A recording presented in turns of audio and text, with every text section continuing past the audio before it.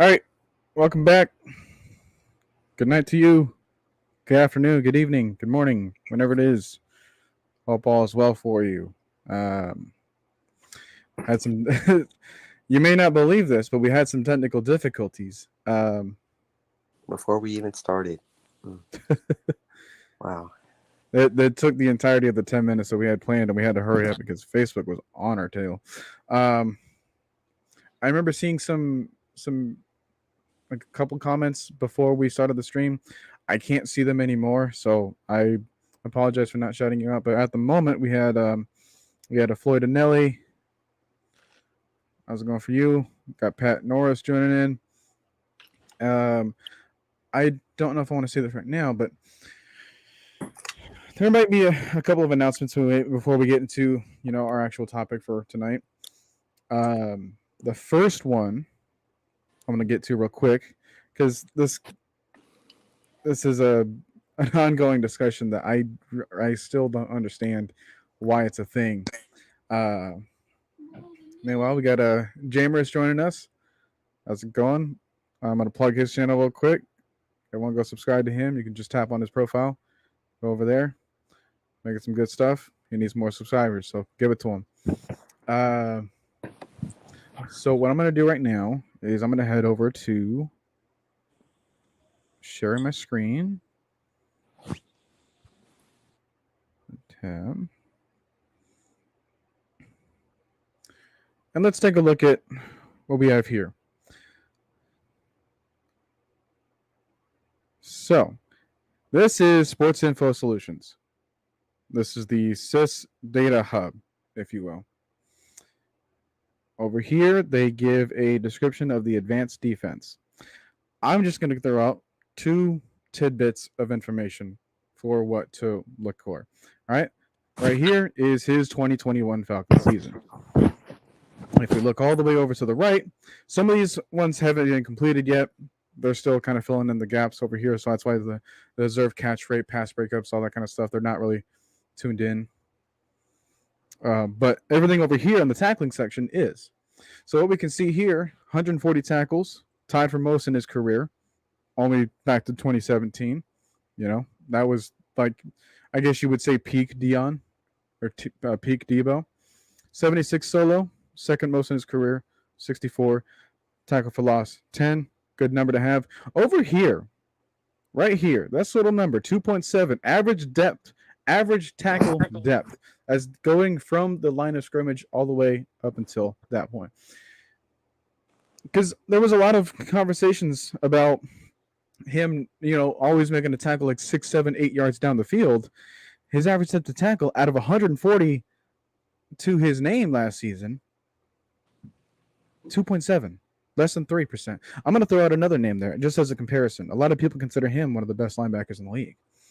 I'm going to go to Fred Warner. As a comparison, let's take a look at the same thing, right? 140 tackles to his name last season, 2.4. How do we feel about that?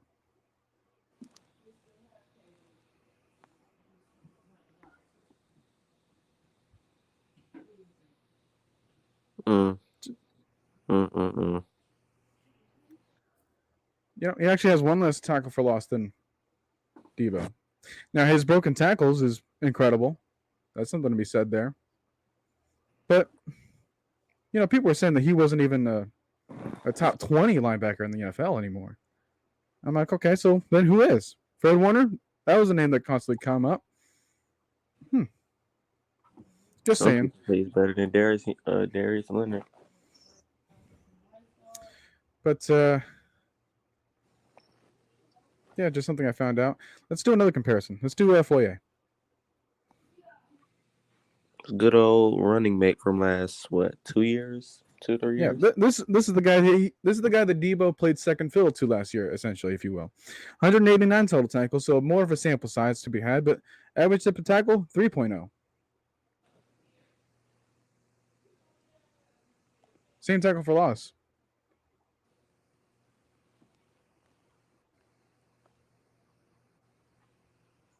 Okay. Were y'all expecting these numbers? You know, I think it was Dre Jungles. Wanted to throw out Michael Parsons in there. Let's do it.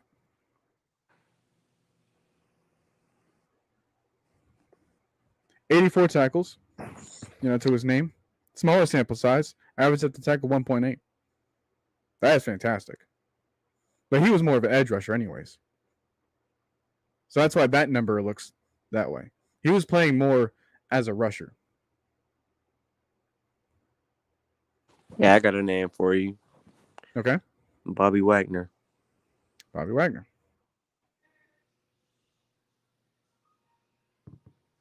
Go to it. 2021 Seahawks. Again, 169 total tackles. Average at the tackle 2.2.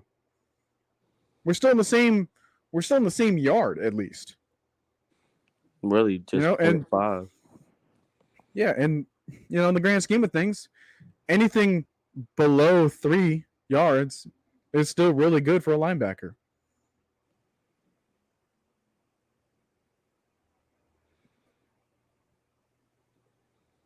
So I don't know all these people that are trying to say like, well, he only makes the tackles after the play's already been had. You look at the sample size, numbers kind of speak for themselves, don't they? Again, they don't tell the full picture, but I think, let me say this real quick. I think a reason why so many people say Deion has kind of fell off or Deion isn't the same as usual is because they're used to seeing Deion take a pick six back to the house. They're used to seeing Deion get these little flashy interceptions. Let's just say this. The guys that are supposed to get interceptions are your DBs, your corners, and your safeties. When a linebacker gets an interception, okay, good. He got the interception, maybe he's a good ball hawk too. But linebackers are not meant for interceptions. We're not seeing linebackers nowadays lead the league in interceptions. And I think last year they're saying, okay, he didn't get any interceptions. He didn't get any pick sixes. He didn't pick up a fumble and take it to the house. He didn't force a fumble. So that means he was bad. Let's say it's funny that you mentioned he didn't pick up a fumble and take it back because that almost happened to Steven Means. Oh yeah. But yeah, it's like I don't get it. Like you can say all of this, and I get it. Turnovers are very good in the league. A lot of these top linebackers force turnovers or get picks. But when was the last time you seen Fred Warner take an interception back to the house or take anything back to the house? What, 2019? Darius Leonard, 2019. Bobby Wagner, somewhere, I think 2017 actually. Foye, he's never taken one back to the house ever. And it's like okay, if you're used to him getting the interceptions, okay, I get that. But you cannot say he hasn't had a good season when last year he basically had a career year. Now, yes, those missed tackles are a little bit high, and I will say that he did miss a couple of tackles. But then again, like we said, this man was dealing with shoulder carnage injury. I don't think y'all know how serious that is. The tissue in your shoulder is basically what holds the bones together. When that's messed up, it's hard to even lift your arm by itself other than by tackling a 230-pound plus man and getting pushed around by 6'5" offensive lineman. That does not feel good on that shoulder. He never complained about it. He never sat out a game about it. He barely sat out practices about it. I mean, he got his little veteran rest on Thursdays.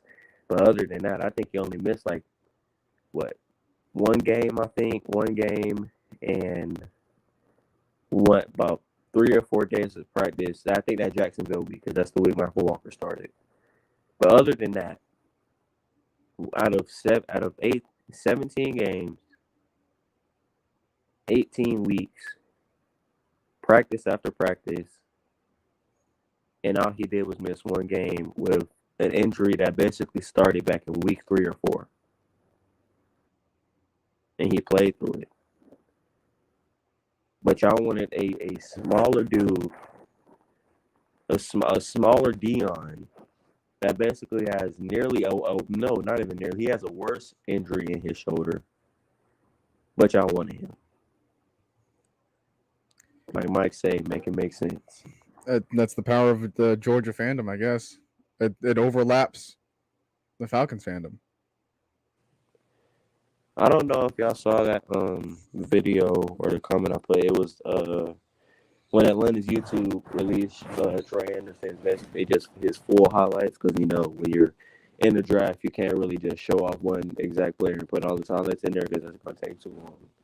But they showed that off in one of these comments. I forgot what it said, but it was basically saying we made a mistake drafting Troy Anderson over Nakobe because Nakobe was a quote-unquote better linebacker because he went to Georgia.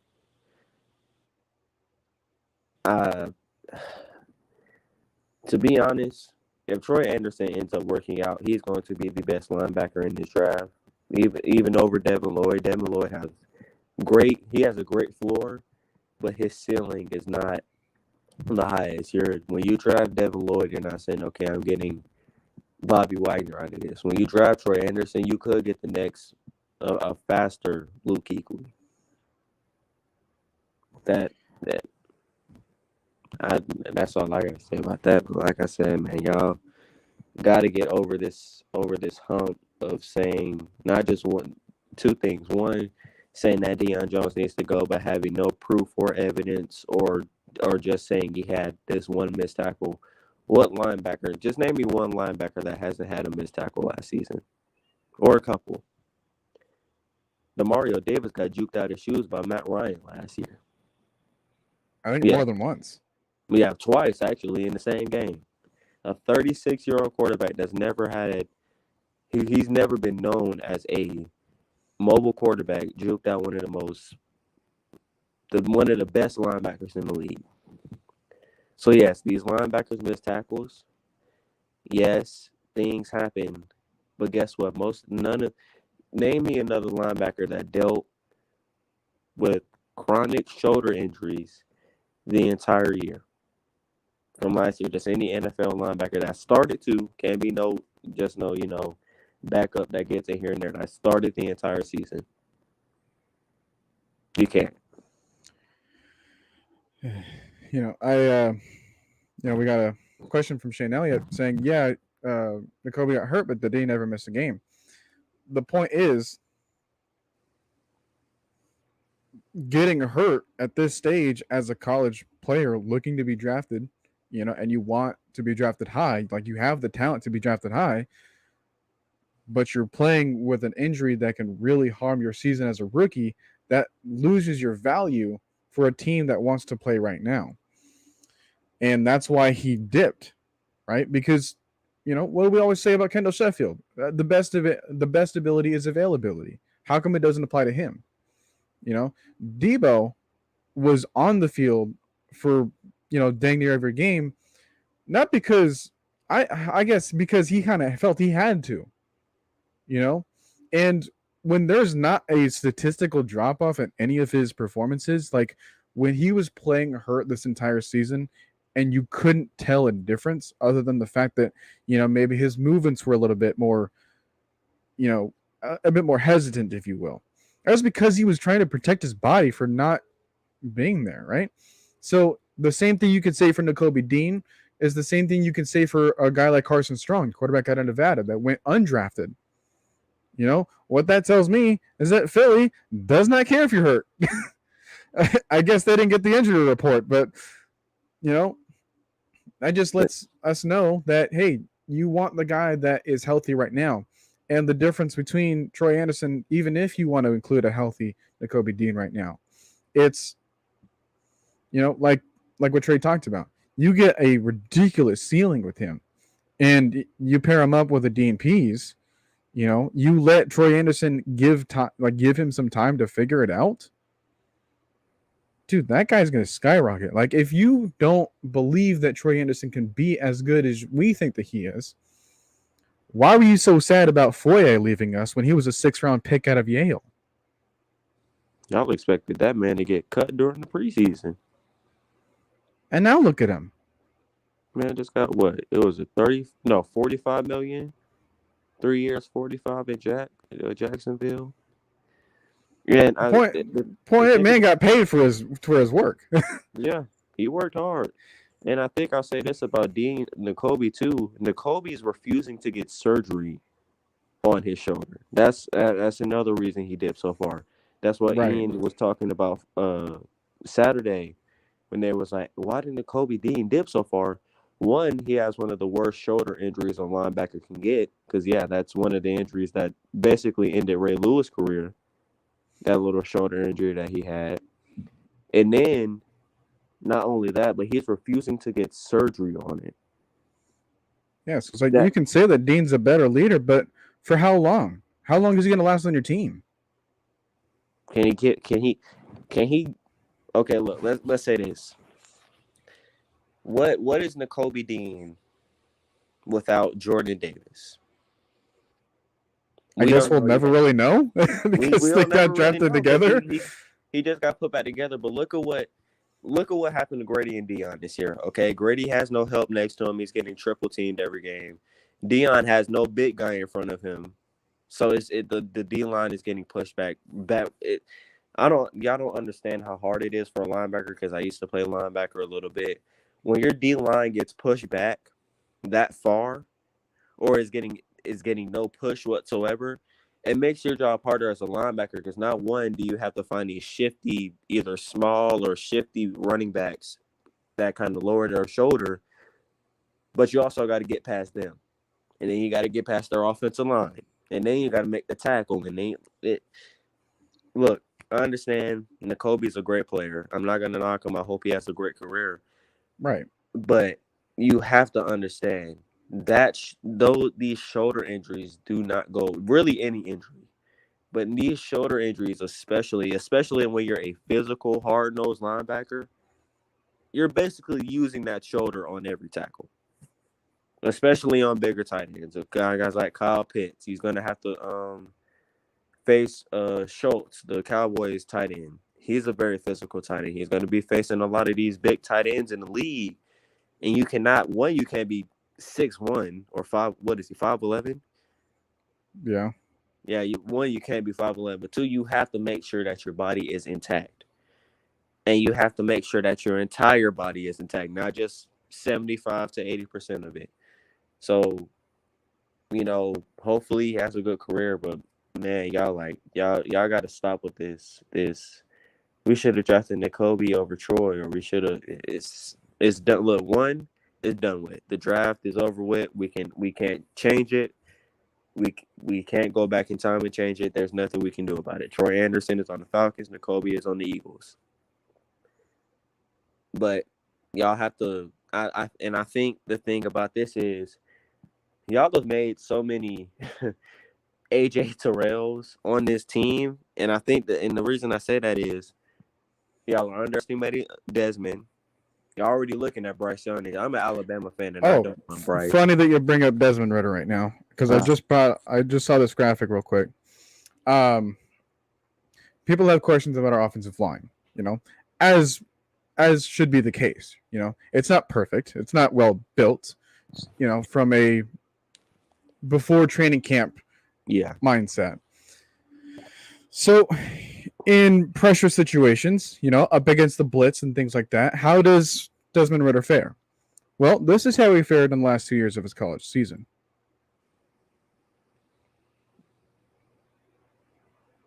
28 passing touchdowns, 1 interception.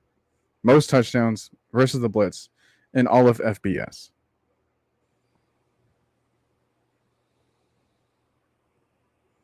And I was watching a couple of the Notre Dame, Indiana, and what else? I think the Houston game. His offensive line is not that good. I think it's like maybe one offensive line that's going to be a second rounder probably next year. But his offensive line was not that good. You could tell because one, I think the reason he gets blamed for a lot of his accuracy is because he's kind of like Matt that 2020 year. He's not trying to get put on his behind every play. And I understand as a quarterback you have to take hits, and that comes with the job. He's a tough kid. He's taking hits from that blitzes and all of that, and tossed some very good passes. But I think a reason so many people discount his accuracy is because one, he's not trying to get lit up every play. I get getting lit up, here and there. Maybe this play right here, and then a couple drives after, and then you get lit up again. But his offensive line was not that good, and that's why that's why that's why we blitzed Cincinnati so much, because we knew one. Well, even though Desmond's good against the blitz, we have corners that can't. Nick Saban produced the right to where he kind of put his corners in the right spot, but you also know that his offensive line is garbage, so they can't protect well against the blitz. They can't run the ball against the blitz either, and what was that game last year that we got blown out? Dallas game. They sent. My God, I was almost gonna say which time. I watched that first half, and it was like Danville was like, okay, we're going to see Jermaine this time. Then we're going to see KZ. Then we're going to send Micah. Then we're going to see Vander Esch. Then we're going to send somebody. They're always sending somebody because they know our offensive line as a whole cannot handle that. Chris and Jake can handle that, but Mayfield couldn't last year. McGarry couldn't last year. Hennessy and a little bit of Dahlman here and there couldn't handle it last year. So, hopefully they get that fixed. But like I said, Desmond did not have a very good offensive line last year. And I think when you put the pieces around him together, you never know. You could hop out with another Russell Wilson. I mean, the pick right before Russell got picked, you literally picked Desmond. He has the number right after him. It's just. Yeah, and then Jaron Wade saying, hey, I'll say this. If you measure his greatness by maturity, there you go. He kind of seems like a 40-year-old, when you really watch how his teammates talk about him, he seems like a 40-year-old coach. Well, let's be completely honest. Like when you heard Jordan Palmer talk about him, when you heard his head coach talk about him during that little combine visit he had on NFL Network, when you heard him talk in these interviews, it's like, is this dude 22, 23, or is he 35, 40, trying to make a JUCO team, But I like that maturity by him. And one more thing before you say this. He was trained by Jordan Palmer, who also trained Joe Burrow and Josh Allen. So, Great video, by the way. Yeah. So if you guys want to go check out Jordan Palmer's video after this, of course, yeah, go ahead and do that. It's about 7.5 minutes long, but you get to learn a lot about his process, his focus, his mentality, if you will, and how that leads into everything that he does. He's as competitive as it gets, right? And one thing when you go about competitive people, they're always going to try to find some sort of chip on their shoulder. If you were to draft Desmond Ridder high, some competitors might say, this is my reward. This was not the case for him. So now he's got to think of it as, okay, the league still doesn't know who I am yet. That's my chip on my shoulder. This is the type of stuff that Brady sticks around with him, like basically eons later. Like this stuff matters for people that, hey, like there's still people that doubt me because of where I was drafted. They still think that I don't have the physical tools and the capabilities of doing everything. But, you look at Desmond, outside of maybe some of the footwork things, and, some of that can be explained away by just by the play calling. Everything he does from the process of from calling the play to making the throw. He is often deemed as your favorite quarterback's favorite quarterback when looking at college tape. So, he's currently backed up behind Marcus Mariota, and that's really good for him. We talked about this for a little bit. But the difference maker is that Mariota was a second pick overall. He might already have that kind of feeling that, yeah, I've seen the ebbs and flows of an NFL career already.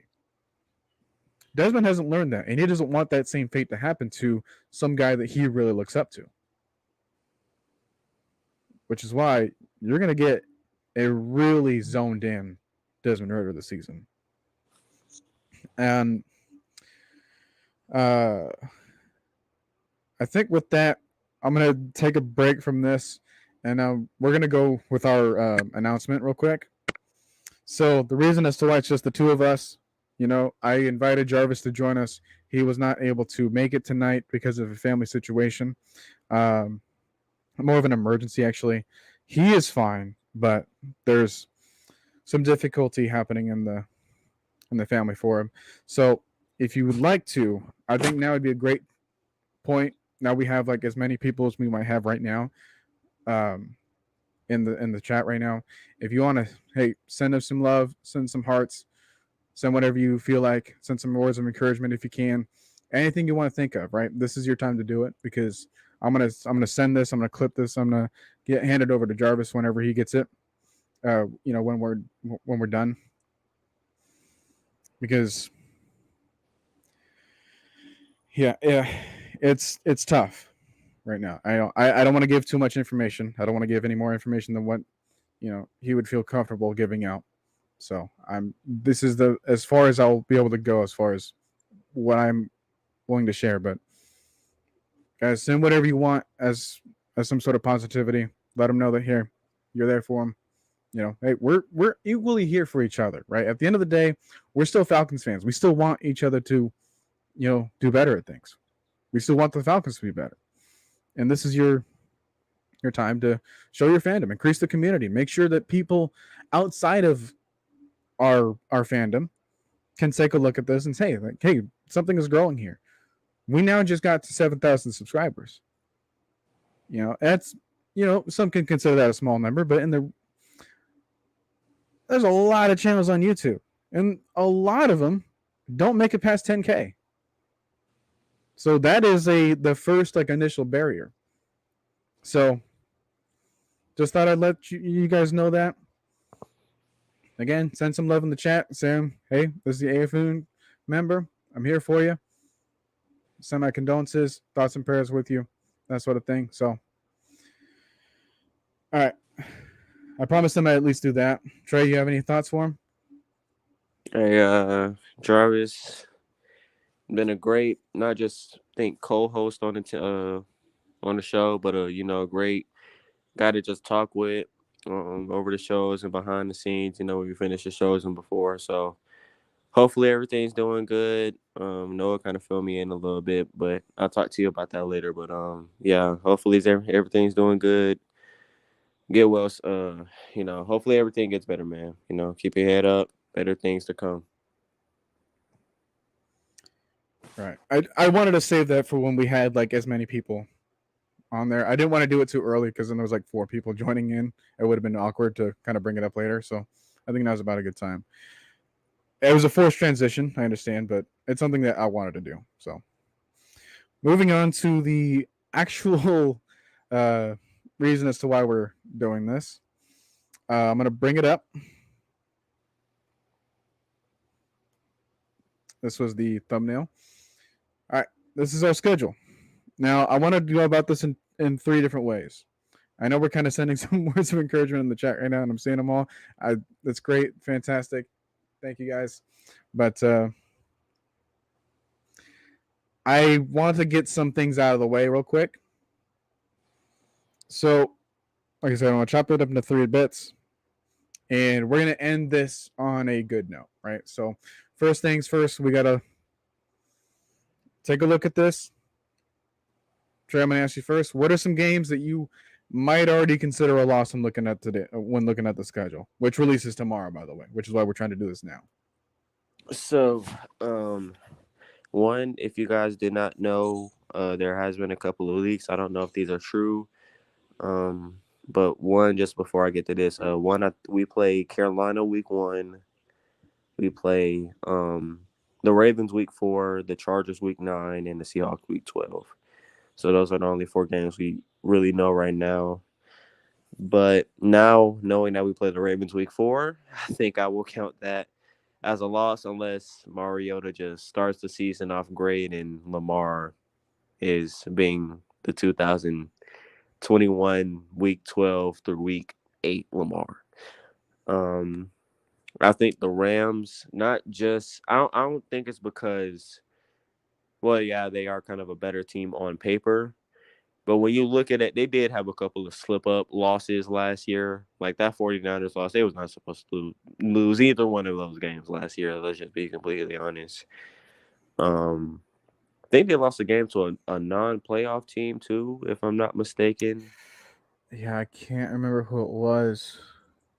I know it was somebody that was like in a top 15, top 10 pick. Um, let's see. Ooh, no, I'm not gonna say the Cardinals because it's like a flip flop between every time we play them. So I'm not really gonna mark that as one. I'm praying. I'm gonna say the 49ers. I hate to say this, but like, actually no, never mind, because they may lose Debo. So I'm not gonna say that. And you never know if George Hill is gonna be on IR by week 5 or week 12. I think we'll have one loss with the Saints and the Bucks. I think this is the year, guys, that we finally beat Tom Brady. I don't know why. I just have that gut feeling that it will be either a blowout or like a game-winning field goal. I'm praying it's the game-winning field goal just to break his heart more. Okay, is this would that be home or away? Away. For some reason, we played them terribly at home. So, yeah, I'm going to say away. And then the last loss that I can really mark as a loss would be the Bengals, just because I don't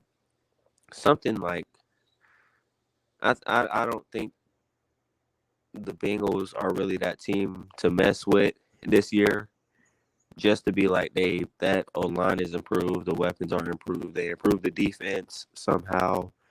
So yeah, I think that's it. But basically, probably just the Ravens, Bengals, Rams, and Cardinals. Probably. Oh yeah, and the Saints and the Bucks split with them. But other than that, that's what, like 6 losses already. Other than that, I don't see really any other team that could legitimately beat us if we're playing right. So here's I want to know everyone's thought processes, right? This goes for everyone in the chat as well. I want to know your thought process. Like, you guys are sending out, records, but with no explanations behind it. So I want to know, are you guys thinking about this in the perspective that this team is better than us, or is it from the eyes of that, oh man, we suck so bad and it doesn't matter what we do? Because a lot of those opinions run really rampant. Or they were in the playoffs last year, so we automatically lose. Like there's quite a number of ways to go about this, right? So for me, like I said, I'm a competitor. I don't feel comfortable penciling in any game as a loss. And as you were alluding to earlier with some of the other opponents, we don't know what these teams are going to look like by the time that we face them. Just as far as like a roster, injury report, depth chart, whatever the case may be. I'm not hoping for anyone to get injured, of course, because that's a terrible logic to have. But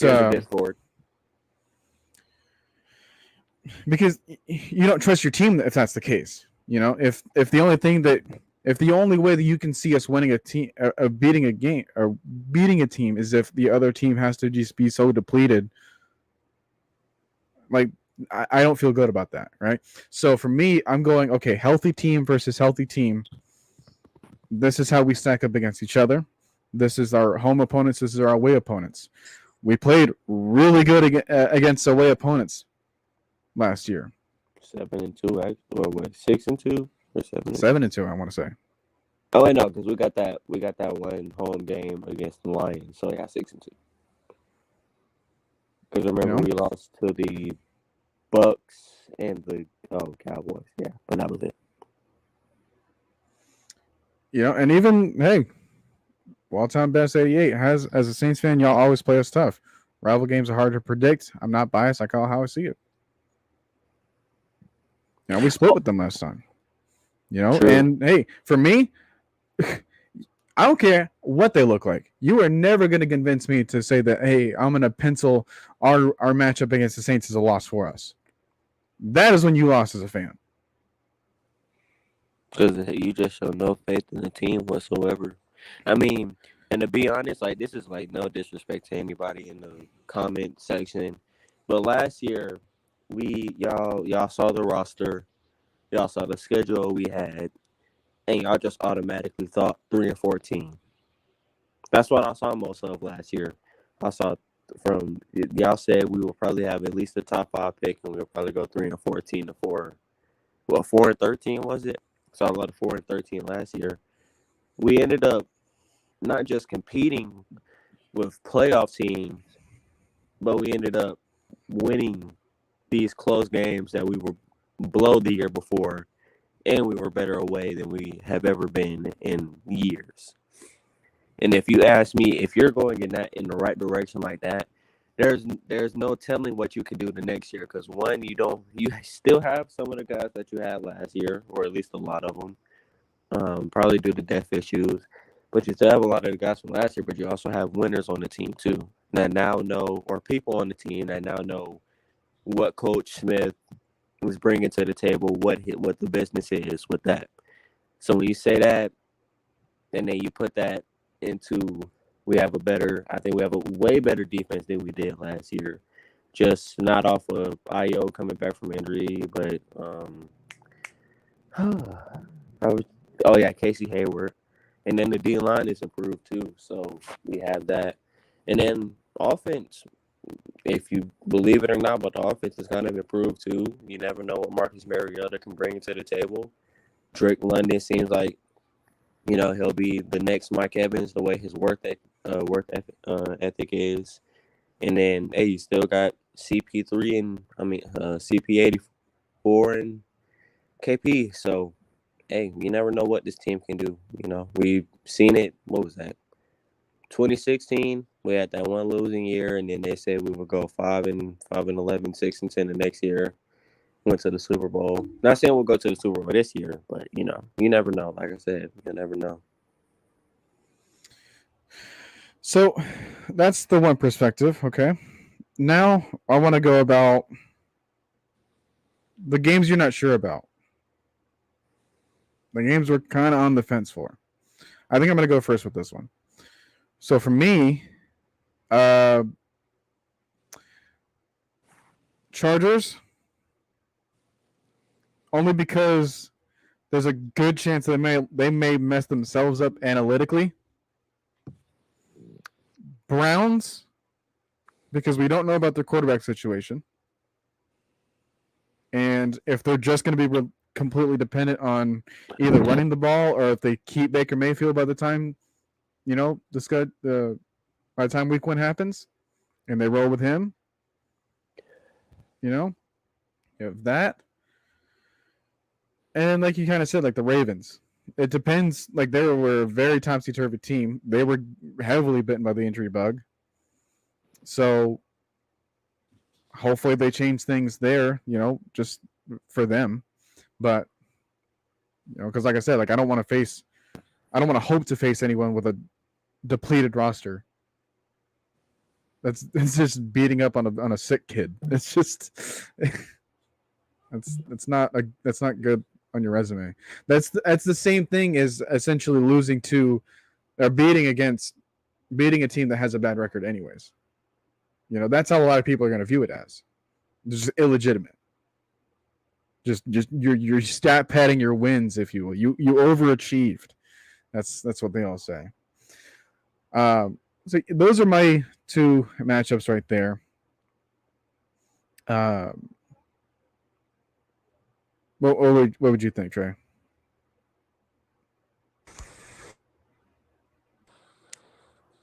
Well, one you already marked, really, like 3 of them, or really 3 of them for me. That's the Chargers, Browns, and Ravens for really the same reasons. Really, I think to add on to that Browns reason, though, I think just, you don't know what Deshaun's going to be. He's missing an entire year. And then he kind of does have a little, they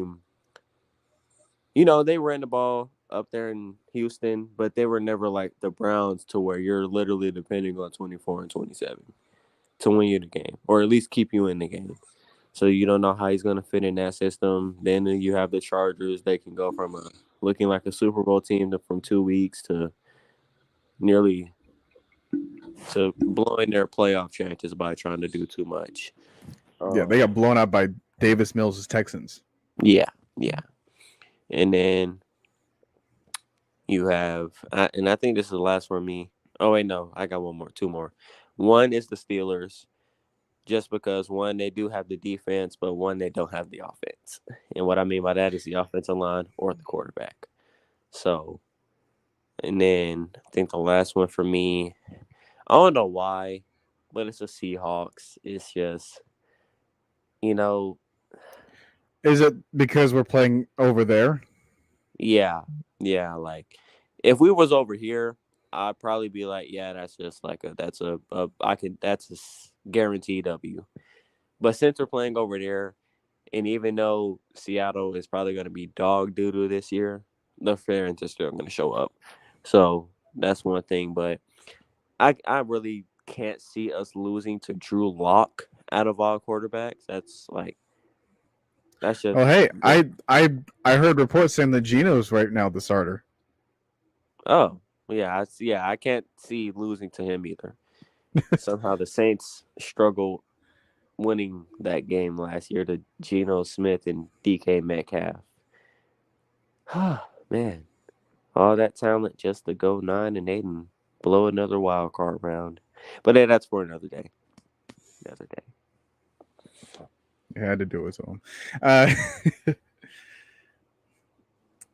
I'm gonna say this. It's not a game, but again, this is a yearly PSA because the biggest thing that we don't know about the schedule, obviously we know the opponents, obviously we know like when we play them and all that, but the biggest factor of this is the timing where it's okay for the fandom to show up. So games I'm not sure about, might as well say every home game. Because momentum is such a huge factor. And energy really helps you build that momentum. If you're sending the team positive vibes, guess what?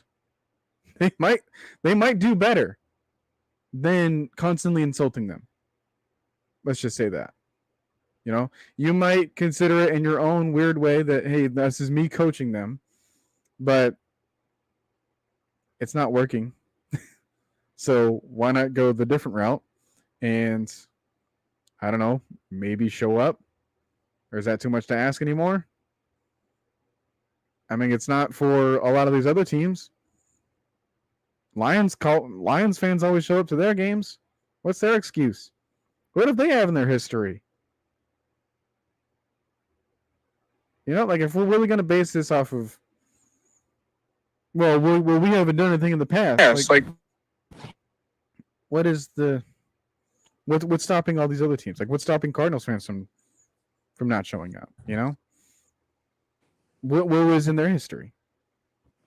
Nothing, but blowing a Super Bowl. The Bills have yet to win a Super Bowl in their history, and they have one of the best fan bases, possibly the best fan base in all of football. That's not developed because they started winning now. That was a long time development that they built over there. That is a deeply rooted, established area. That is a Bills culture over there, right? Like if the Bills win, the entire city does well in everything they do. The Bills lose, the entire city just plummets. Like not because they're that emotionally invested, but because they feed off of each other, if you will. The energy that you put into the team may be reciprocated back to you in a good way. Like you get what you give. You give nothing, you get nothing. Let it be like that then. So that's why I'm going to pencil in every home game as a question mark, because until I see the energy rise up in the stadium, it's going to be tougher for the teams to rally back from any adversity. You go through a hard time in your life, and in a problem that you're facing, and have no one to support you with that. It's devastating to your morale.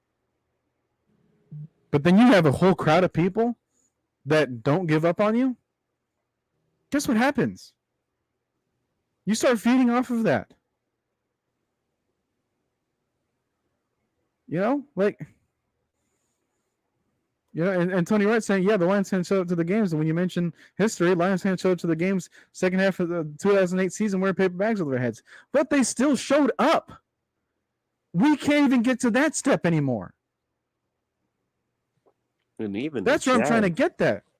Even the Jags, man, when we went to that game, I was not expecting it to be that loud. I mean, they had we faced the Jets in London, and it was one of the highest attendance games in the season. We had more Falcons fans there than we had in our own building. When you really think about that, you're not even in America anymore. You're not in Atlanta anymore. You're in the entire different country, and you had more fans show up. See, Cordell Patterson literally said, "I've never seen the fans this excited before." Even going into the season, you never seen them, just having that best of a time with the fans. That's embarrassing. And the thing is, there was no playoff implications, and at that time, the Jaguars weren't even sure if they were having the number 1 overall pick, because I don't even think the Lions won a game at that point. No, they were still 0-10-1, I believe. So you can't even say that they're just happy because they're tanking. Who the heck in a fandom is happy to tank? You're wasting an entire calendar year of your own life, of a sport that you enjoy watching and getting emotionally invested in, just so that you can expect them to suck and not care about that sting in your gut, and not care about what all these other people are saying about your team. Have fun getting the time of day from other fan bases sometimes. Especially when you're over here trying to say, yeah, I'm a Falcons fan, but I want them to tank.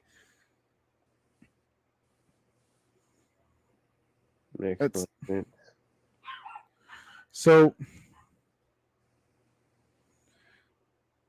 this is why we had to go this route, right?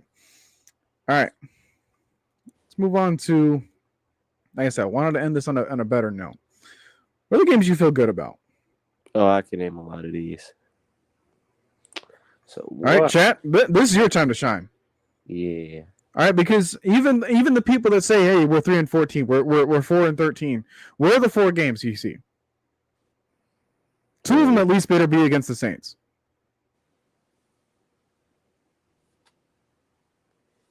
If it's not, don't call yourself a fan. 1, both Saints games. I feel very confident about those games, actually. Even with little slant God back. AJ's new and improved, and Casey Hayward has Chris Olave on locks. Okay. Commanders, I'm never going to be scared of a team that's led by Carson Wentz. I'm sorry. Or Sam Howell, possibly. Or Sam Howell. Or even Taylor Heineke. I'm never going to be scared. Actually, no, never going to be scared of Taylor Heineke. Yeah, don't worry about it, because we don't have TJ Green anymore. He can't hurt us. Or Deron Harmon. The Panthers, I've never been scared of the Panthers since 2015 season. I wasn't even scared of them then. They just we had a whole new coaching staff, so I wasn't really expecting much. The Bears, I swear to God, if we don't blow the Bears out, I'll be disappointed. You know what? Speaking of which, hey, quarterback competition right there. Bears earlier, they signed Nathan Peterman. Oh, yeah. Maybe he'll throw 5 interceptions for us. At this point, I think he's penciled in at QB2 for them. So he's backing up Justin Fields. Don't you just love seeing the Bears just cripple? Good day in America. Um, Another one, the Seahawks. Even though I said I was questionable about it, I still feel good about it because one, the Seahawks are basically they're not at that state to where they can just they're not the 21st the 2010 the 2019 Seahawks anymore. Let's just say that. Um, and I think really, I mean, I feel good about all these games, but like really to just pencil in on the most ones. I think another one would be I like I said, I don't know why, because we've been swept twice the past 2 seasons. But I feel good that we will at least win one of these games with the Bucks. And I think I'll give you two reasons for that. One, I don't think Tom Brady will be the same as he was. I mean, you saw the regression last year, kind of toward the end of the season. He wasn't really his best. Two, As of right now, he doesn't have Gronk on the roster. yeah, that too. Or Chris Godwin, he won't be there till like October, November. Two, they did get depleted a little bit. Their roster is kind of depleted, mainly that offensive line. The left guard and the left tackle position. And also some members in the secondary, because Jordan Whitehead, their safety, went to the Jets. They haven't done anything with Ndamukong Suh. Yeah, so I don't think they're going to re-sign him. So their D-line is a little depleted too. And then, running back room, Ronald Jones did leave. And O.J. Howard. So, yeah, that well, no one was scared of him. Yeah, I mean, you have to be honest. But, hey, Ronald Jones did have a couple breakout games last year. I was talking about O.J. Howard. I was like, no one's scared of him. Oh, yeah. By the way, O.J. going to Buffalo? Yeah. He was one of my favorite Alabama players coming out, but then just seeing how he turned out. I love my Crimson Tide, but Jesus Christ, we get so overhyped during the draft process. It's like, man, that guy's out of Alabama. Automatic Hall of Famer ends up being a 2-time Pro Bowl bust. But we're not going to talk about that. On Alabama boys. But yeah. But like I said, I don't know where this sense of urgency came from. And to be honest, I know this is going to sound surprising. I was mad when Tom Brady retired and then unretired because when he retired, I was like, dang, I wanted the opportunity to beat him. But then again, I'm glad I can actually enjoy football again. But then when he came back, after that one argument with his family, it's like, dang, I don't want to play this fool anymore. But then again, why am I scared of a 45-year-old? Because of a reputation he has looming over his head. Yeah. And then the $375 million contract he just got to work with Fox after he retires in 2077.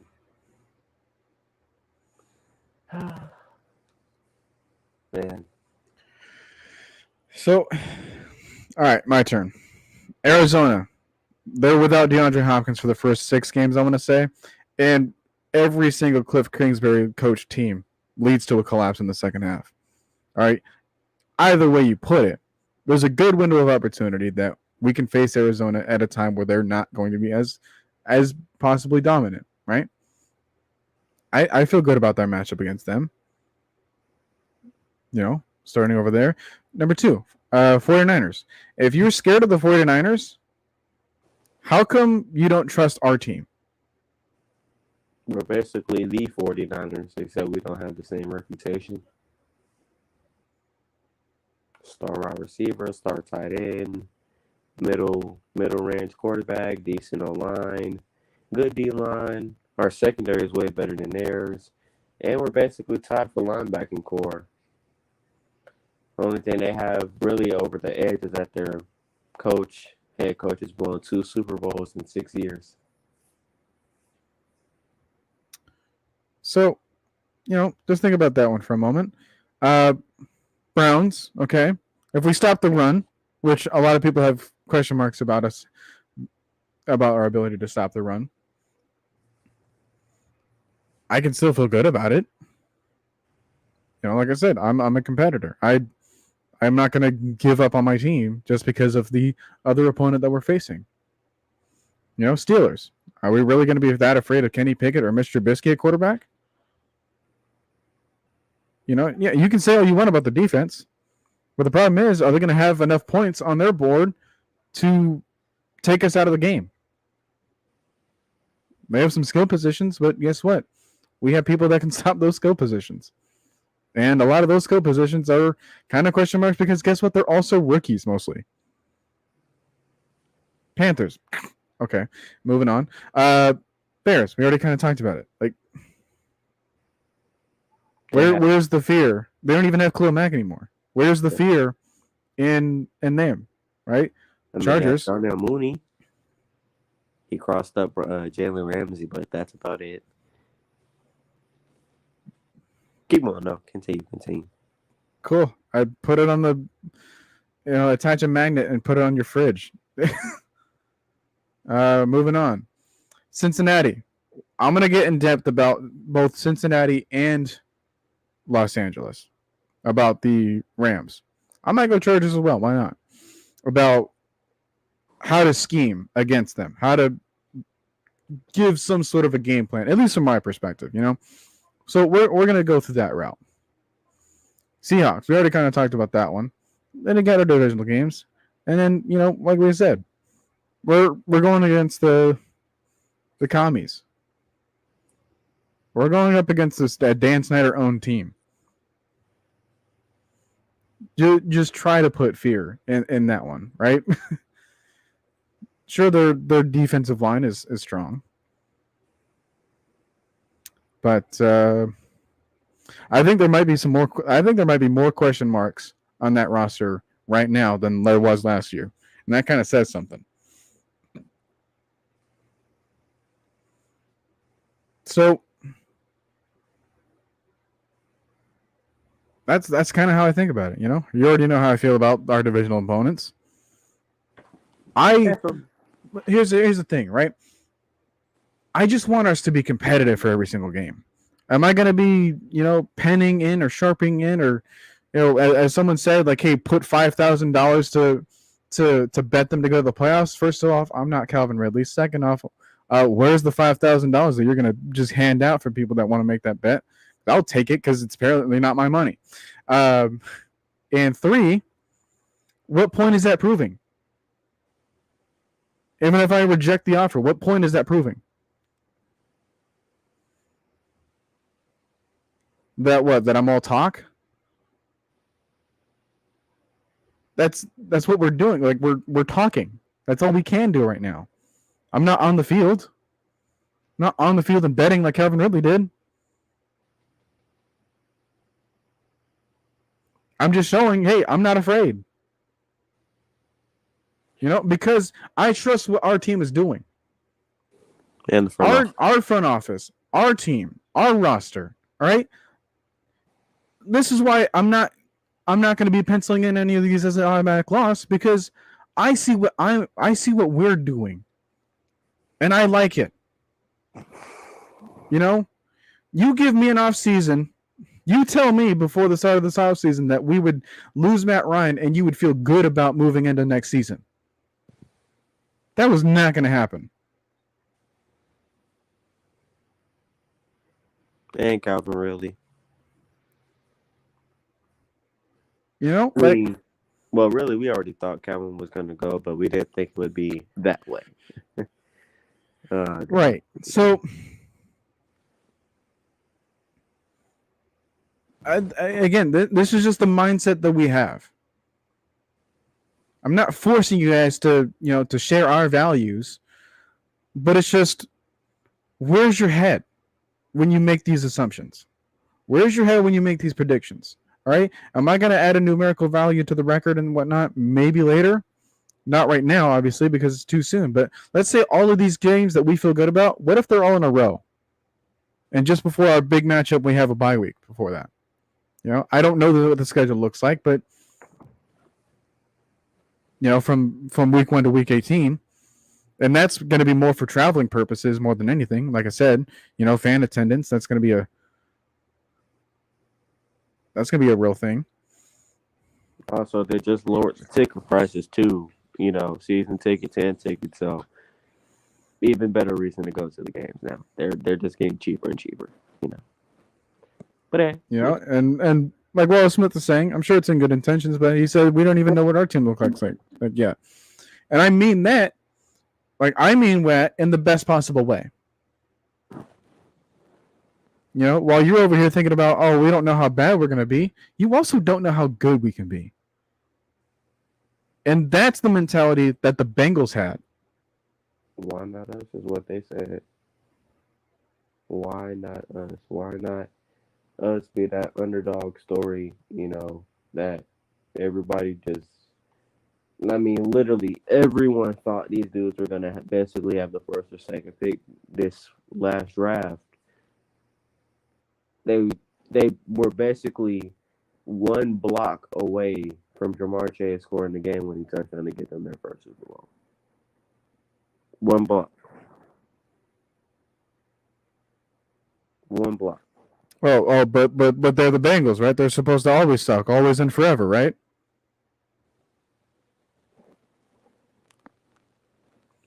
Ain't that the mentality we should be having? We should always be scared about these teams that have the Super Bowls in their history. Guy, this is a what have you done for me lately type of league. From contracts to the way the game is played. There's a reason the games are played.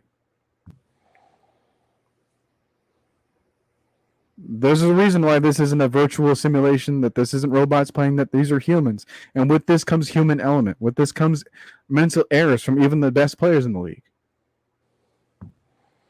With this comes opportunities for anyone to make a play. That's the perspective that I'm going to continue to have. Obviously, whether or not you want to join us is your decision.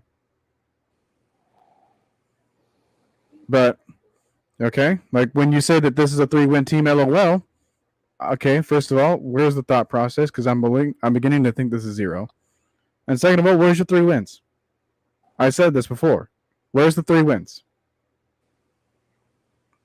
Again, I just want to know the thought process.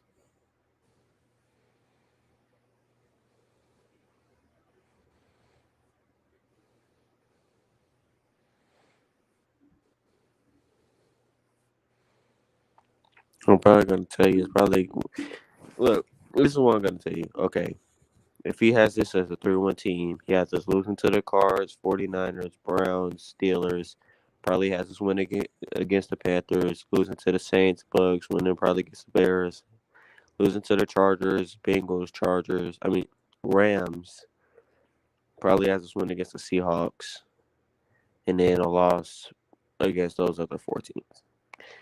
If you have that mindset, look, let's just say this, okay? The Jets, okay? Jets.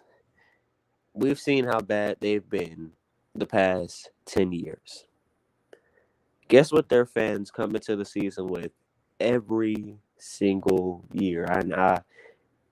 Even though they're a very tough city to play for because they expect a lot out of their players, which I love that because they expect a lot out of their players. They expect their players to be good. But what I like is they come into their season with hope. Maybe not Super Bowl hope. Maybe not, winning 14, 15 games hope. But coming into that hope that we'll be competitive. We'll make the playoffs. The team will get better.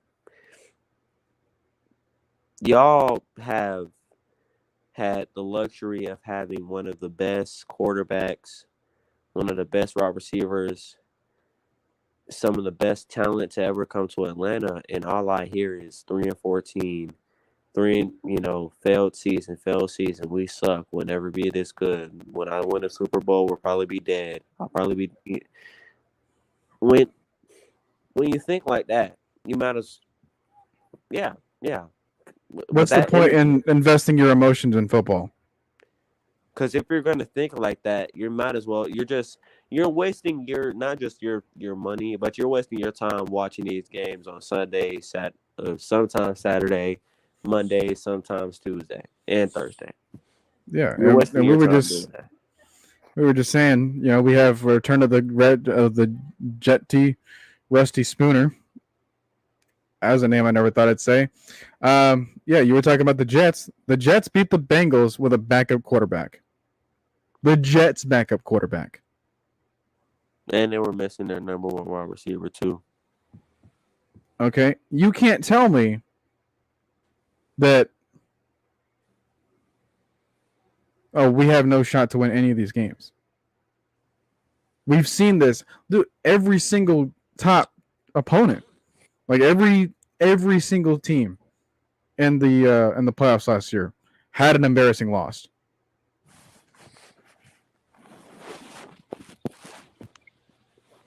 The Bucks with that Saints loss, both of them.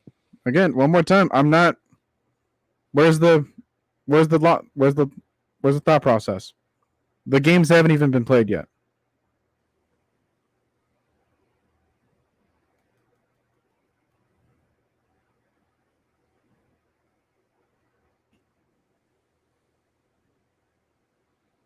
Okay.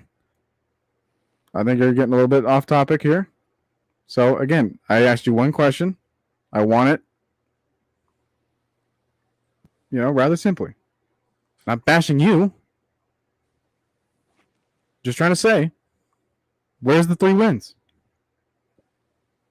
If you want to avoid the question all this time,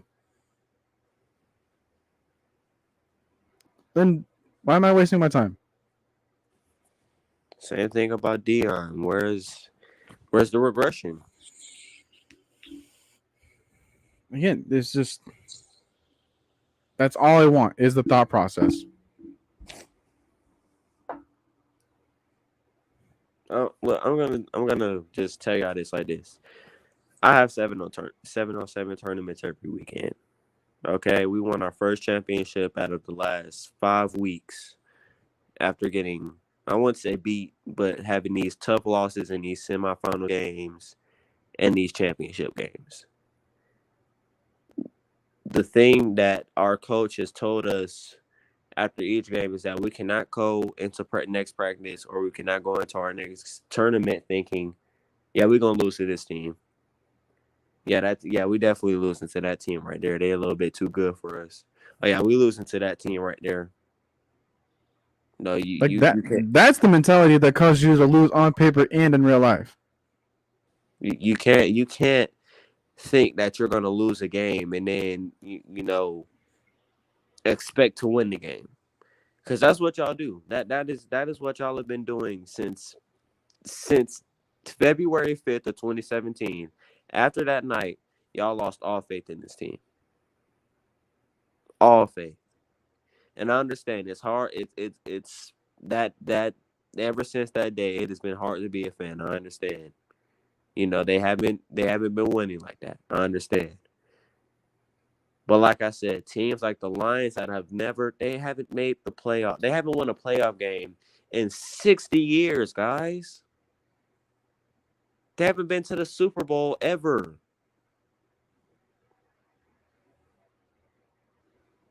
The Jets, they haven't been to the Super Bowl in over 50 years. The Jags, they've never been to the Super Bowl. They were literally, 2 drives away from making it?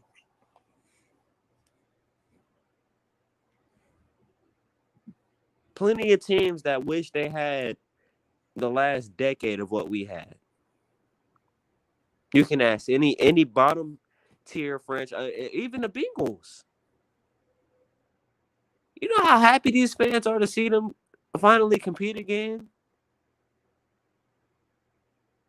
They haven't been, like I said, they have been through the worst of the worst, really the past 10 to 15 years. Losing quarterbacks. Wasting, prime years of good players. Wasting money, bad draft picks, bad signings, terrible games, blowouts. But guess what? They stuck around with each other. The fans still gave to, even though, they may wear pepper bags over their head, which, a lot of, no shame in that. But guess what? They still came to the game. They still supported their team. Win or loss. That's what y'all have to learn about them. The thing that y'all want excellence from these players. But I can see it on their faces when you watch when Atlanta posts these little videos. You can see it on their faces. Where's all our fans at? We got this huge stadium. We can barely get anybody in here. And just to cut this a little short because I know we're running out of time. But the training camp last year, the first training camp, little mini practice that they were letting fans to Mercedes-Benz Stadium for, they said that's the most fans that's been in the stadium since the 2017 season. And just in the game, period. For a practice. I'm gonna shout out to Jaron Wade saying the Matt Ryan hate made no sense. He was the most stable quarterback again, but it's because of why it makes sense is why it's not popular, or that's why it's the unpopular opinion to give stability. Okay, so since you want to go down the list and not provide me any three teams that you want to go with, all right, let's go down the list of the roster, right? Okay, yeah, you can mention that, hey, did we get better or worse at the quarterback position? As of right now, I'm going to say that we got worse, right? But how about the running backs? Trey, did we get worse or better? Way better. Wide receivers, as of right now, did they get worse or better? Way better. Tight ends, right, as of right now, did they get worse or better? Or did they at least stay the same? Really, it's just stayed the same because Hayden Hurst didn't do much last year. And then Lee Smith, he gone, but hey, we got John Fitzpatrick, okay? Offensive line, better, worse, stay the same? I mean, we got better in depth, and you never know. Some of these dudes that you signed, Jermaine Fetty, he was great at right tackle back in Chicago, running this same system too, this very same system. Okay. Defensive line, did it get worse or better? Stupid better. Linebacking core, did it get worse or better? I'm gonna say better because all you did was lose Foye, and then you got Troy and Michael still here, and then you got Rashaan Evans. So yeah, better. Cornerbacks, did they get worse or better? Way better. Safeties, did they get worse or better? About the same, but then again, the safeties wasn't any problems last year because we didn't allow a play over 40 yards last year, so there wasn't even a problem. Special teams, worse, better, stay the same? Really, to be honest, I think you got better just extending Young Koo and Cordell. So yeah, better. And it's not just them, right? I mean, we can question about the punter, which fair, but at the same time, everyone else, like, there's more than just those three positions. You have athletic people as gunners, as the people on the block, guys that really want a position on the team, and guys that know they have to fight all four downs in order to maintain the spot, right? A lot of these interviews that you get to hear, like a lot of the phone calls that they're having, hey, they really emphasize, hey, you're a four-down player. I want you to know that going in.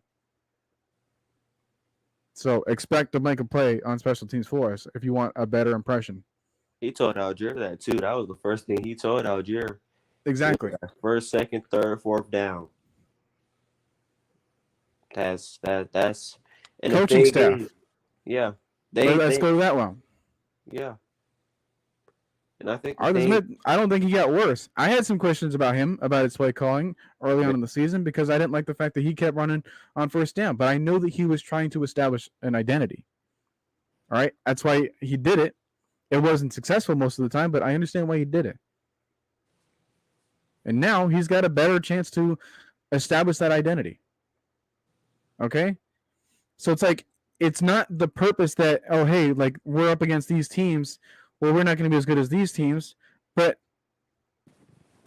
if we're just going down the roster, the quarterback position was the only thing that we lost.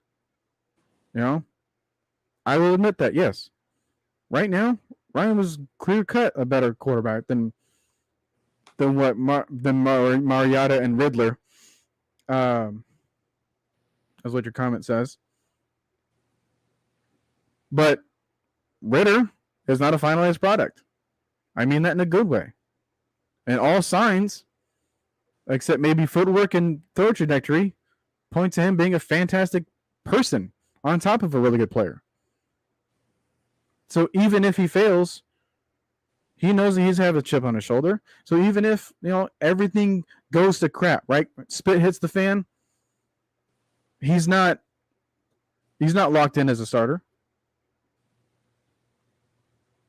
He knows because he's a third round pick that his job is not secure.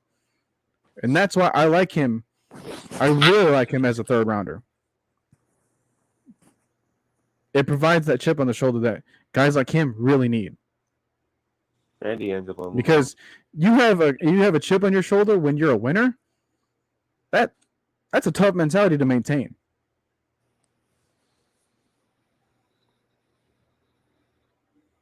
So, again, go down the list.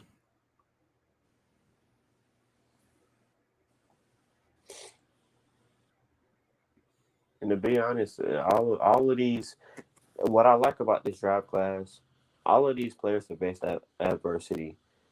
Drake London never got injured before in his career. The year he's basically getting ready to go into the NFL, breaks his ankle.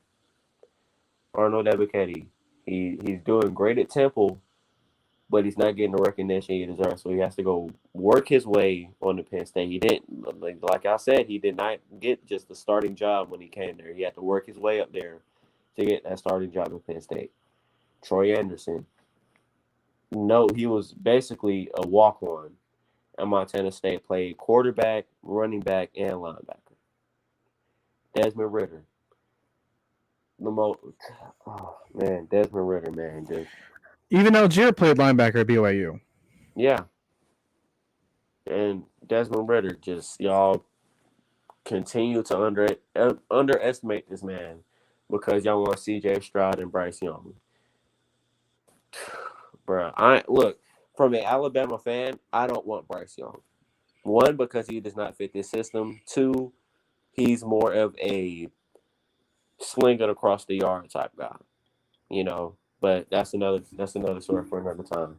D'Angelo Malone didn't get that many starts out, heads to Western Kentucky. Is basically the best defensive player in that region of where he plays. Tyler Algier, like Noah said, played linebacker. He was, not to mention, Algier was the most productive running back in all of college football last year. 23 touchdowns, man. And over 1,600 yards on a worse roster as far as you lost Zach Wilson. 4 out of your 5 offensive line starters are gone from the previous year. None of those guys are going to get drafted. And your cornerback room got a little bit weaker too, as far as the defense goes. So Algier was in a situation where, guess what? They knew that, hey, all you have to do is just stop him. They couldn't do it because he had 1,600 rushing yards in 12 games? Yeah. Or 12 or 13. It's way more than 100 yards a game on average. That's really about 180. About 180, and then you gotta, if you're leading the league in touchdowns, that's about what, two touchdowns, 3 touchdowns a game, at least. Exactly. I mean, I think he had one game where he had 4 in the game, but other than that, he had to at least average 2 touchdowns per game and at least 185 to 190 yards per game.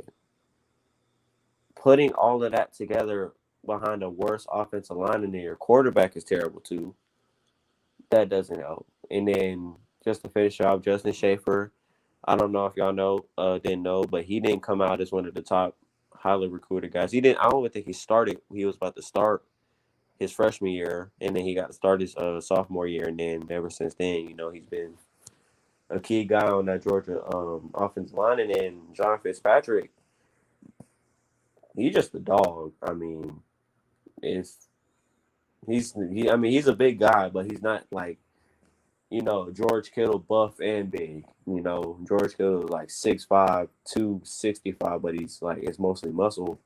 Fitzpatrick is 6'3", 255, 260. He's not the biggest guy, but he's a dog, and he's worked on special teams too. So, that's very one key thing I like about this team. Man, you keep putting this stat up, and it's making me just want a team to blitz Ridder one play, and then he tosses it over the middle to Kyle Pitts, and he takes it to the house. I can just imagine that play in my head right now. Like,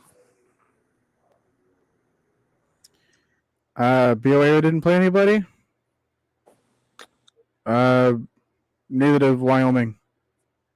That didn't stop Josh Allen. Neither did Montana State. Didn't stop Trey Anderson from getting recognized nationwide.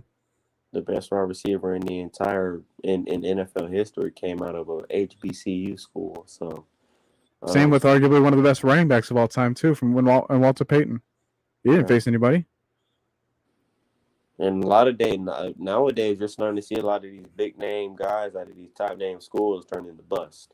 Let's just be completely honest. That's coming from an Alabama fan.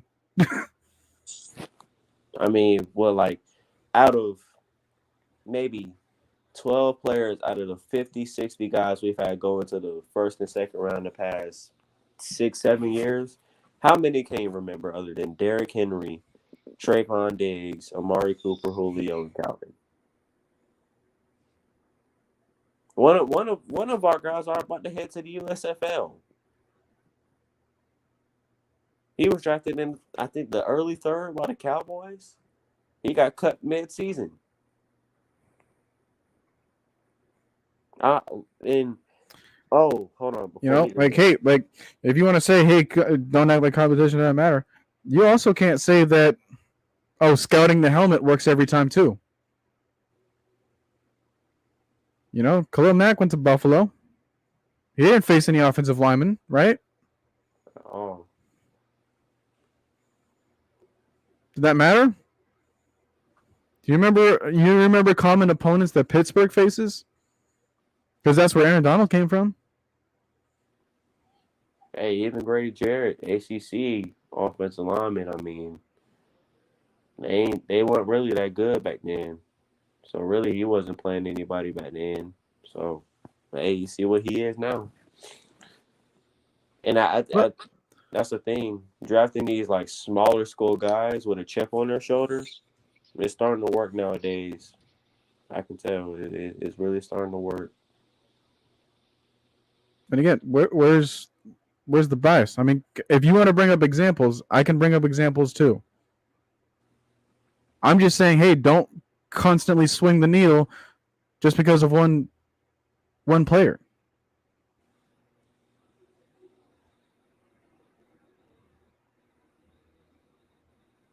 Yeah, if you're gonna be that like petty over me, you know, feeling giddy about getting Tyler Algier, then I guess you don't have a whole lot of problems then on this team. If your biggest concern is me having a good opinion about a running back. You know, last time I felt this good about a running back. Just Brian Hill. You know? I wasn't even expecting Cordell Patterson to be as good as he was. Who was in here saying that Cordell Patterson was going to be who he became? No one. I just expected him to be our kick return guy for a year. Exactly. So did I. He didn't even have that position. I didn't expect him to get on offense. Really, like, to be completely honest, I didn't expect him to get on offense. So that explains a lot. And then, okay, so look, let's see. Before we cut this off, because we're about to hit an hour 30. Other than Derrick Henry. Really, you really think the NFL's been around for only 70 years when a couple years ago they celebrated their 100th year? Oh, but I don't know what I'm talking about? Okay. What are we saying? Other than Derrick Henry, what running back in the top 5 or 10 has come from a big name school? I mean, like, national championship contending big name. Okay. Ezekiel Elliott from Ohio State? The Zeke's fell off. I'm not even counting him right now. Tony Pollard. Tony Pollard came from a Power 2 school or Division 2 school, and you see him now. Possibly Saquon, if you want to consider Penn State like that. Saquon is one good year. I love Saquon to death, but he's like he's not there right now, and that's what I'm saying. Derrick Henry is the only running back right now that you can name in the top 5 or 10 that came from a contending school.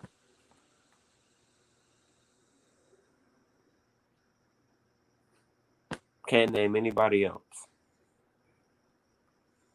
Most of these running backs that come into the league are from bottom 5 schools because, well, one they getting drafted in. I mean, look at Elijah Mitchell last year. Do y'all remember it? I can't even remember where Jonathan. I can't even remember where Jonathan Taylor came from. He was from Wisconsin. Wisconsin isn't that big of a school. I mean, that's a big school, but they don't contend like that. Other than that one year he was there, but that was it. Since then, they haven't been near the Big Ten championship.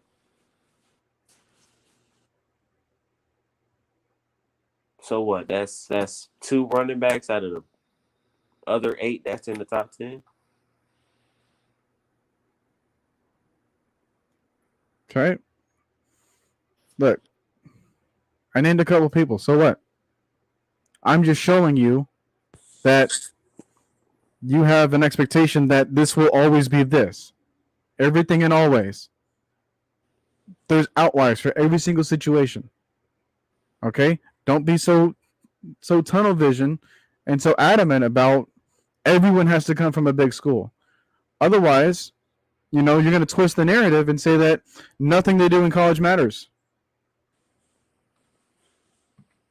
All right? Because I saw that. Because of the talent they face. If everyone comes from a big school and those products still fail, then why do we still praise up these big schools?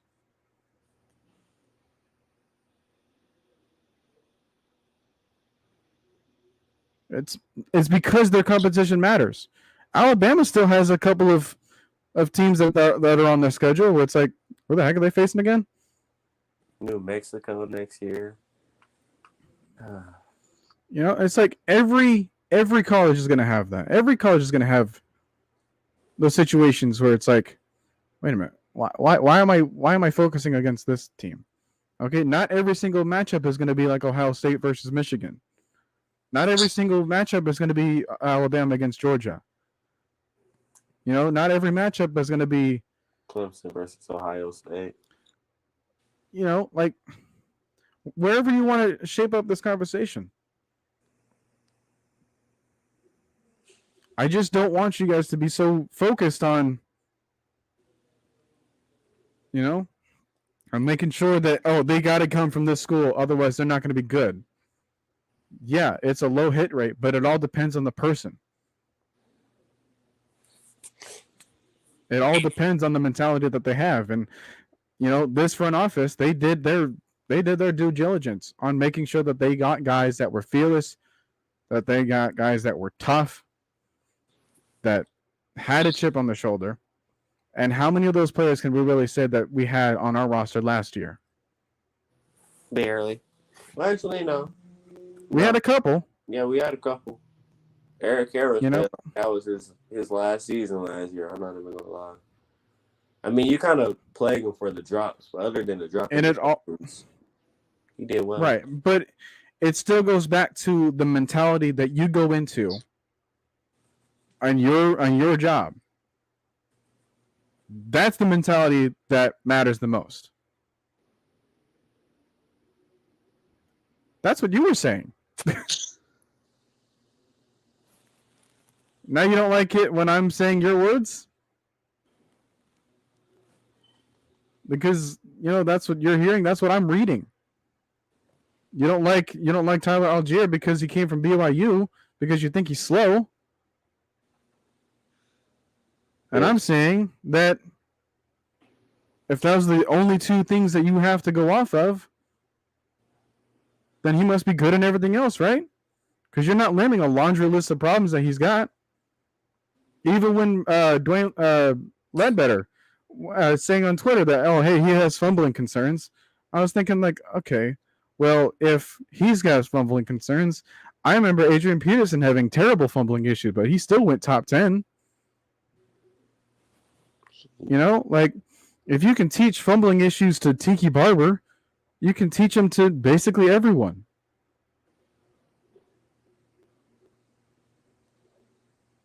And really, the fumbling issue wasn't even a thing. They Yeah, got yeah, he had like fumbled four, he had like 400 carries and like 4 fumbles. 3. And 2 of those Okay, came yeah, off of a bad handoff. One of them was his fault. One of them, he wasn't even paying attention. Linebacker just punched it. It was a good punch. The other 2, the quarterback just handed it off terribly, and then, defensive line penetrated quick. He ain't have time to really get it in, and then it just, as soon as he got hit, it popped out. That's where they got the fumbling issues from, because he had 2 really kind of like, oh, that's the offensive line quarterback / fault, but it's on the running back because, well, the ball got to the running back. But Josh, do you know how many running backs have run a 4.6? Where's this comment? He said, where's it at? Where? I just saw it too. well, I had a question being like, hey, can you teach speed? Speed's one thing, but what's speed on a running back without vision? If you think he's played behind a terrible offensive line, again, if you want me to name examples, unless if I'm, am I handcuffed in that? I can't name an example of a player? Mark Ingram has barely, he's not a burn. And the thing about Algier is when he gets into the open field, he has speed. I don't know what film y'all been watching, but that dude has speed. That 49. If you could take a 40 plus yard run to the house, you have speed. I don't care what anybody says. If you can take anything 35 to 40 plus yards to the house, you have speed. Because that's enough space for a safety or a corner or a strong safety or a linebacker to hawk you down. Obviously, they didn't. Sorry. I really want to give you an example. I guess I can't because you hate examples now. No, we but don't. Trey, do you see the example I'm trying to go with? Yeah. It rhymes with the Cincinnati Bengals.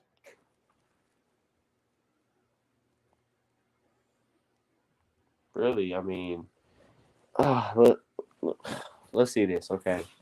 The year we went to the Super Bowl and the year we made the playoffs in 2017, did we have a top 20 offensive line?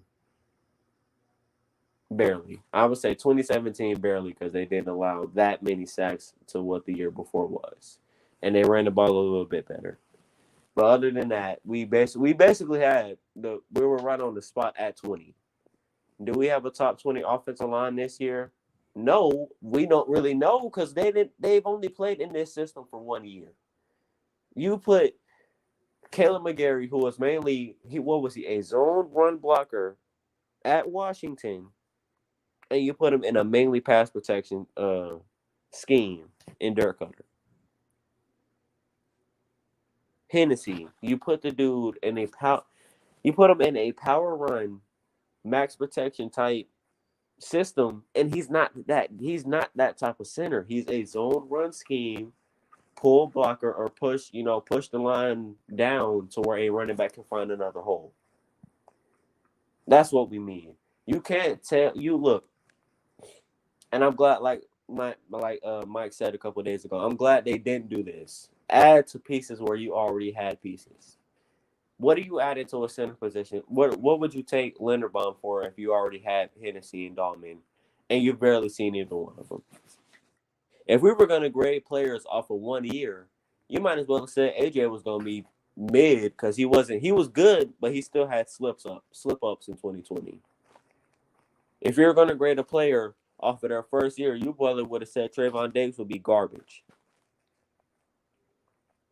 We're not him, but AJ. But yeah, AJ. I mean, it's a lot of, and especially with the center position too, dude. I mean, you got to understand the defensive linemen that these dudes went up, not just the entire season, but the first 4 weeks they went up against top 10 D lines. Philly, nothing to play with. Tampa Bay, nothing to play with. New York, nothing to play with. Washington, nothing to play with. Even the Jets, heck, they have a top 15 defensive line.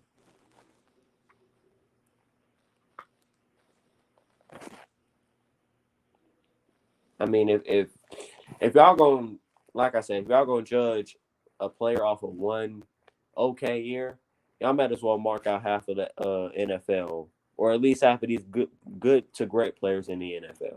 That's what I'll say.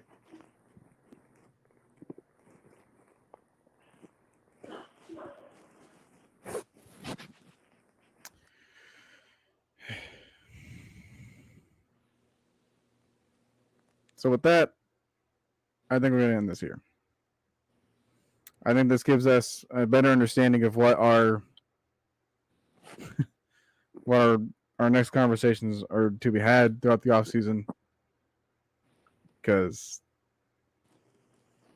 But then again, I don't know how much I can speak at this point, because if I throw out an example, people get mad.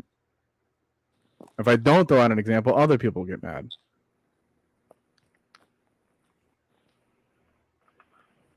So, but hey, I'm still going to be here. Got Friday too. You know, you have that.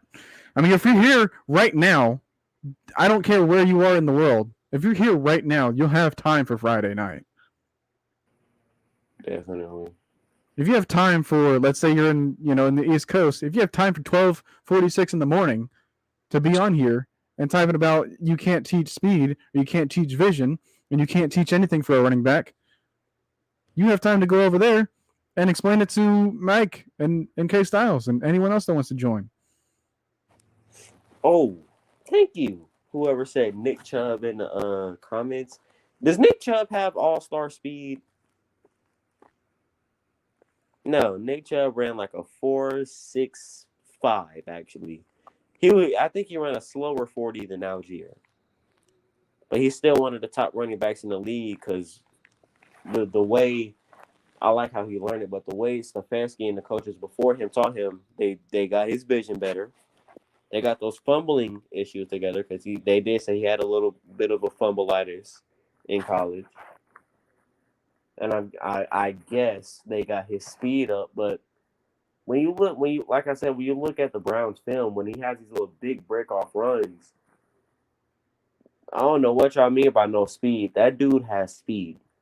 He's basically to be honest, that was my comparison for Algier was Nick Chubb, because they're basically the same weight, same height, same speed, basically, maybe about 0.65 seconds. 0.5 seconds, like the difference right there. And then the Drake London. I don't care if Drake London doesn't have Jameson Williams speed. I swear to God, dude. If your coach lets you run an end around in college, you have speed. I don't care. If your coach is putting you in the slot to run a deep cross or a post or a fly route, you have speed. I don't know how many times we have to say this. It doesn't matter if you don't have Tyreek Hill, Jameson Williams, Metcalf, Jalen Waddle speed. If you have speed to run down the middle and get separation, you have speed. You don't put slow pokes in the slot. You put dudes that have athleticism, agility, and speed in the slot and on the outside. But we're going to end it on that. So, and one last thing. Is it really bias if I trust my team? Are we really going to go that route? No, showing loyalty. Come on, dude. Which side do you really want to be on? I think there's a difference between being biased and having loyalty in your team. I could see if he was saying, okay, we're going 17-0, going to the Super Bowl, and just going on the rampage. He's just having faith in his team. I am competitive, and I know that I don't have, all the physical attributes to match up with anyone, but that doesn't stop me from trying. and we need to see them try. Okay? This is what a fan does. Allowing the opportunity for the team to try. How many times must I repeat myself for this? Okay? At the end of the day, we're looking at how do we feel about this team? How do we feel about this team up against the schedule? That everyone's saying, hey, this is a top 10 based off of last year's metrics. That's last year's metrics, though. That's not this year. That does not rule out this year. If it completely ruled out this year, how come we didn't get a repeat of Tampa Bay versus Kansas City?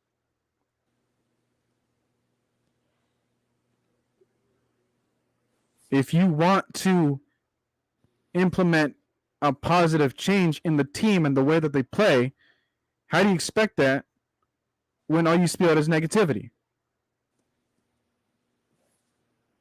How do you expect that when you always want to step back and be like, well, let's now look at this from a realistic standpoint? I can do that. But the problem is, if I do that, that's a boring show.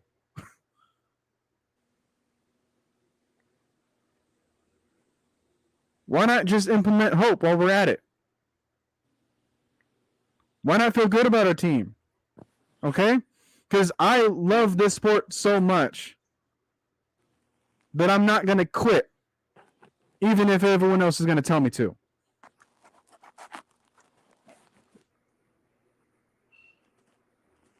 Okay? And if realistic is me constantly saying, yeah, we're going to go 0-17, that's more realistic, then I don't want any part of it. Then shy me away from realistic as far as you can. Okay? Not once did I even mention the record for myself. I'm just saying I feel good about these opponents. I feel good about ourselves and our own matchups that we can have. You're not taking that away from me. And if your approach to taking that away from me is just talking about how a running back speed is all the difference maker, when I'm seeing guys like Dre Archer fail in the league, when I'm seeing guys like Michael James fail in the league, but then I see guys like Trent Richardson, all the measurables in the world, but couldn't see. When we see Mike Davis, great season last year, a really productive season in Carolina, then goes over here, lays an egg because he couldn't read the field properly.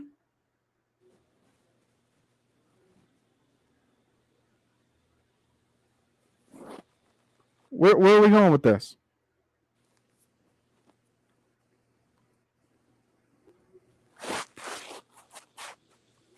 So that's all I want to say. All right. I want to leave you guys on a good note. And apparently I got to drag you guys kicking and screaming to it. So I'm sorry. I feel good about my team. I know it's not what you wanted. But we're ending this right now. Good night. See you next week. Link is in the chat. You're on.